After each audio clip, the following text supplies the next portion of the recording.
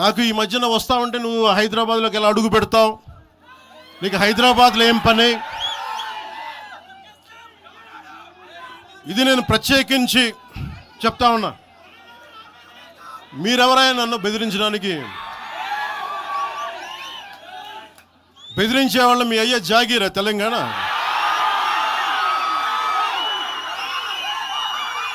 నా మీద దాడులు చేస్తా ఉన్నారు కదా. నాకు తెలంగాణలో బెదిరింపుల కంటే కూడా ఆంధ్రాలో బెదిరింపులు ఎక్కువ. నాకు తెలంగాణలో ఇంకా రానివ్వు అంటారు నన్ను, ఆంధ్రాలో అయితే తల తీసేయని అంటారు కోనసీమలో కొంతమంది. నేను ఓడిపోయినప్పుడు 2019లో ఓడిపోయినప్పుడు మన తెలంగాణ నాయకులు ఒకరే చెప్పారు, అన్నా మా తెలంగాణలో ఉంటే నీకు పరిస్థితి రానిచ్చేవాళ్ళం కాదని చెప్పి. నాకు నిజంగా తెలంగాణ అద్భుతంగా ఉండాలి, యువతకు అద్భుతమైన అవకాశాలు రావాలని కోరుకుంటాను తప్ప నాకు ఇక్కడ కొత్తగా బావుకునేది లేదు, ఏమీ లేదు. బెదిరించే వాళ్ళందరికీ ఒకటే చెప్తున్నాయి. నా ఇంటి ముందు ఎందుకు పెట్టానంటే ఎవరన్నా దాడి చేయాలంటే సంతోషంగా ఇదే నా ఇంటి అడ్రస్, అది మీకు తెలియదు. నాకు అలాంటి భయాలు లేవు. నాకు బాంచన్ సారు కాల్మొక్తా అనే ఉద్దేశం ఉంటే పార్టీ ఎందుకు పెడతామా? అంత భయపడేవాళ్ళంత పార్టీ పెడతామా? మీ ఇష్టానికి మాట్లాడితే మేము భయపడాలా? ఏ రోజున ఒక్క మాట మీకు కేసీఆర్ గారి గురించి కానీ ఇన్ని సంవత్సరాల్లో 12 సంవత్సరాల్లో ఒక్క తెలంగాణ నాయకుడిని ప్రభుత్వం ఏర్పాటు చేసినప్పటి నుంచి ఈ రోజు దాకా ఒక మాటనలా. ఇంకా మా వాళ్ళు తిడతా ఉండేవాళ్ళు, నువ్వు మెత్తబడిపోయి ఏం మాట్లాడలేదని.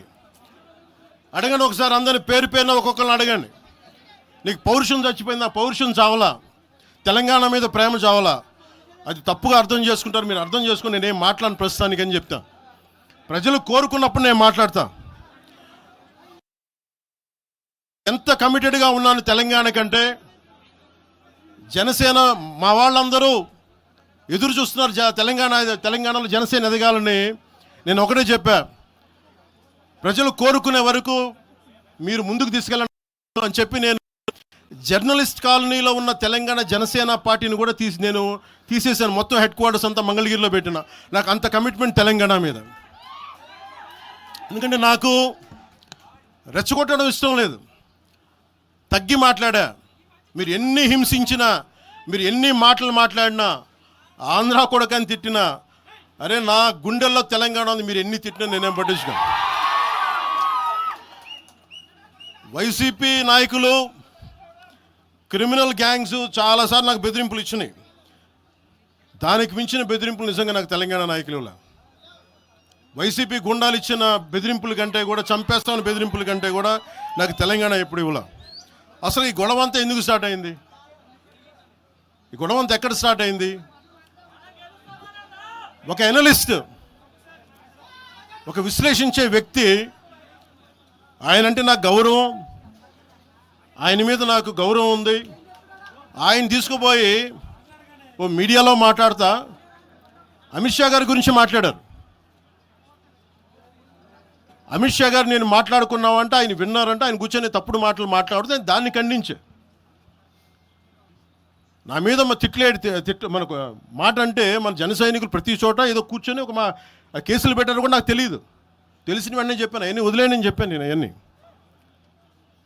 మళ్ళీ ప్రెస్ క్లబ్లో పోయి మీరు తిడుతూ ఉంటే, ప్రాంతీయ విద్వేషాలు రెచ్చగొడితే దాంట్లో కూర్చోబెట్టి ఎంతకాలం చేస్తారు?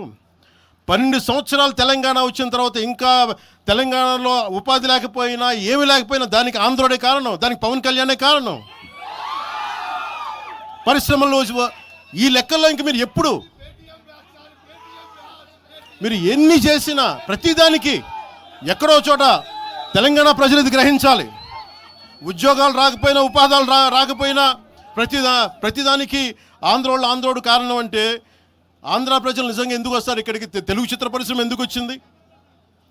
ఎక్కడో మద్రాసులో ఉండే తెలుగు చిత్ర పరిశ్రమ ఇక్కడ రావడానికి కారణం తెలంగాణ ప్రత్యేక రాష్ట్రం కావాలని కోరుకున్న నాయకులు చెన్నారెడ్డి గారు తీసుకొచ్చారు ఇక్కడికి. ఆయన తీసుకొచ్చారు ఇక్కడికి. 50 సంవత్సరాలు కలిసి ఉన్న రాజధాని. ఇక్కడ సడన్గా పోయి మీరు ఇక్కడ రాకూడదు అని కొంతమంది నాయకులు, ప్రజలు, తెలంగాణ ప్రజలు వేరు. నేను మొదటి రోజు నుంచి చెప్తా ఉన్నా, పాలకులు వేరు, ప్రజలు వేరు. తెలంగాణకి అన్యాయం చేసిన పాలకుల్ని, దాంట్లో పవన్ కళ్యాణ్ కూడా, వాడిని కూడా ఉరిదీసాను పర్లా. పాలకులు వేరు, ప్రజలు వేరు. మీరు పాలకులను తిట్టుకున్న ప్రజలను తిడితే, విద్వేషాలు రెచ్చగొడితే ఈ దేశం ఎటుపోద్ది? సూరత్లో తెలుగు ప్రజలు ఉన్నారు. రేపొచ్చిన గుజరాతీ మనుషులందరూ కూర్చోబెట్టి, గుజరాతీస్ అందరూ కూర్చొని తెలుగు వాళ్ళు ఇక్కడ ఉండకూడదంటే కుదురుద్ది అక్కడ? నాందేడ్లో ఉన్న తెలుగు వాళ్ళు, షోలాపూర్లో ఉన్న మన తెలంగాణ తెలుగు వాళ్ళు అందరూ కూర్చోబెట్టి మా మహారాష్ట్రీయులు తిరగబెడితే ఏమవుద్ది? దేశం నిలబడద్దా? దేశం ఒకటిగా ఉంటుందా? ఎంతకాలం తిడతారు? ఎంతకాలం? నేను అమిత్ షా గారిని అన్నారని చెప్పి నేను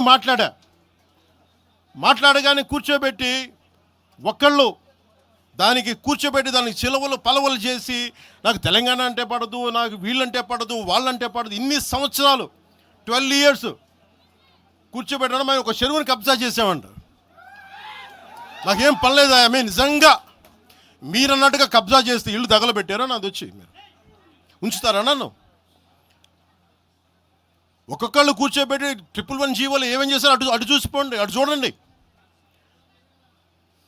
నిజంగా ఈ రోజున తెలంగాణ రాష్ట్ర ముఖ్యమంత్రి గారికే చెప్తున్నా, రేవంత్ రెడ్డి గారికే చెప్తున్నా, ఆయనంటే నాకు ఇష్టం, ఆయనంటే గౌరవం నాకు. కానీ వారికే నేను చెప్తా ఉన్నా, తెలంగాణ ప్రభుత్వానికే చెప్తున్నా, పవన్ కళ్యాణ్ గనుక ఆ చెరువుని, మీరు ఒక చెరువును ఆక్యుపై చేసుకున్నాడంటే సంతోషంగా చెప్తున్నా, ఈ రోజున తెలంగాణ ప్రభుత్వానికి రాసి ఇచ్చేస్తున్నారు. అలాగే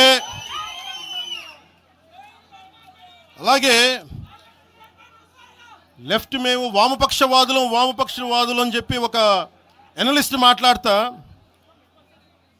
ఇది ఎలా ఉంటుందంటే, ప్రపంచ కార్మికులారా ఏకం కండి అని చెప్పే వామపక్ష భావజాలం ఈ రోజున ప్రాంతీయతకు వచ్చింది. ఆ వామపక్ష భావజాలం చెప్పే వ్యక్తి అనలిస్ట్ ప్రకారం ప్రపంచ కార్మికులారా ఏకం కండి అని చెప్పే వామపక్ష భావజాలం ఈరోజు ఎక్కడికి వచ్చింది? ఆయన చెప్పిన విధానం ప్రకారం ప్రాంతీయతకు వచ్చింది. కమ్యూనిజం ఎందుకు చచ్చిపోయిందంటే ఇలాంటి వాటి వల్ల చచ్చిపోద్ది. ఈరోజు గద్దర్ గురించి మాట్లాడతారు. బండెనక బండి కట్టి 16 బండ్లు కట్టి ఏ బండిలో పోతాం నైజాం సర్కార్ ఓడా అంటే అది ఈరోజు మాకు వచ్చిన ప్రేమ కాదు. మాకు అది నా చిన్నప్పుడు చెప్పాను ఆ మాట, తర్వాత ఫస్ట్ మీటింగ్లో చెప్పా.